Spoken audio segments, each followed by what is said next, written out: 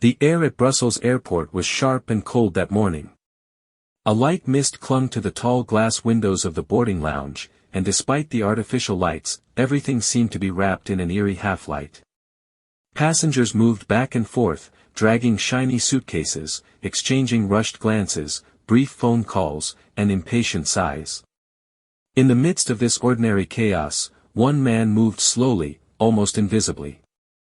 He was black, alone, wearing a faded gray coat, worn-out sneakers, and carrying an old canvas backpack slung over his shoulder. Nothing about his appearance revealed his status.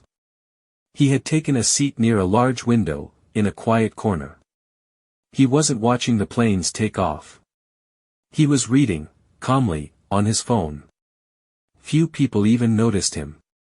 Security agents scanned the terminal, their eyes brushing over him before moving on. A group of loud French businessmen, somewhere in their 50s, stood nearby, laughing openly about new mining deals in West Africa. They had no idea that just meters away, one of the most closely watched heads of state in the Sahel, a man who made Western intelligence agencies restless, was quietly listening. Because that man, reading in silence by the window, was none other than Ibrahim Traoré, the president of Burkina Faso. The captain. Returning from a confidential summit in Moscow, one that hadn't yet leaked to the press, but whose consequences would soon shake the geopolitical foundations of a continent. He had chosen to travel without protocol, without an entourage. By choice. Meanwhile, at the other end of the lounge, a different scene was unfolding. Tension was rising. A tall man, red with anger, was pushing airline staff at the check-in counter. Dressed in a tailored suit and flaunting an ostentatious Swiss watch, he held a French diplomatic passport in one hand. He was the CEO of a major European energy corporation with deep interests in African resources. He had missed his first-class boarding and was now demanding an upgrade. He refused to fly economy. He demanded a business-class seat, immediately, even if someone had to be removed to make space. The chief flight attendant, an experienced woman with her hair tightly pulled into a bun, was called in. Someone whispered to her that this was a sensitive passenger. That it was best not to create an incident. She nodded, walked toward the jet bridge, and boarded the Horizon France Air Airbus that was already filling with passengers. Once in the business class cabin, she began scanning faces. She needed to find someone they could discreetly remove. Ideally, someone without influence. Someone who wouldn't make a scene. Her eyes stopped at seat 2A. There, seated quietly in premium leather, was a black man. Alone. No suit. Just a coat, worn sneakers, and a calm demeanor. He wasn't reading anymore. He was staring out the window, as if he already sensed what was coming. She approached. Politely. She asked for his boarding pass.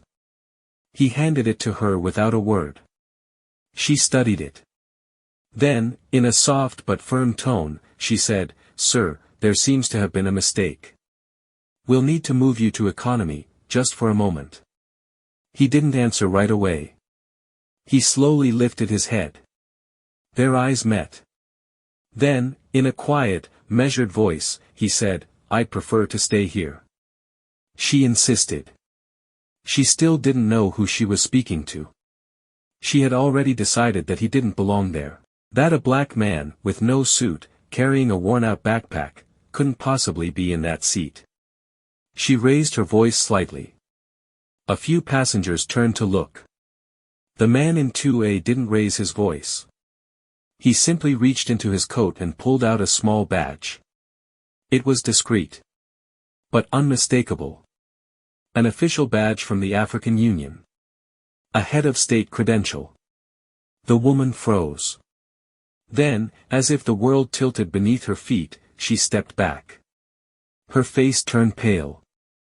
She stammered an apology and backed away in disbelief. But it was too late. A passenger nearby had recorded the whole scene. Within minutes, the video began to circulate. First on X, then WhatsApp, then Telegram. In less than 2 hours, it had gone global. President Ibrahim Traoré removed from his business class seat by French airline staff, some headlines read. The airline tried to contain the fallout. The French government began to panic. And then, the whole world learned what had really happened. The scandal was instant. News channels across Africa, commentators in Latin America, analysts in Asia, everyone was talking about the African president quietly humiliated aboard a European airline. But many missed what was most important. What he didn't say. What he didn't do. He didn't yell. He didn't protest. He didn't demand anything. He stayed seated. Calm. As if he knew that dignity speaks loudest in silence. As if he knew that history would remember this moment as a symbol. A symbol of how Africa is still perceived. And how it is rising. That day, in seat 2A, a man didn't just keep his seat. He kept his honor. And with it, the dignity of millions of Africans who are still forced to prove they deserve what they've already earned. A few days later, during an impromptu speech in Ouagadougou, he mentioned the incident. Just one sentence. I wasn't surprised. I wasn't expecting to be recognized. I'm waiting for my people to be. The crowd erupted. Because that was everything.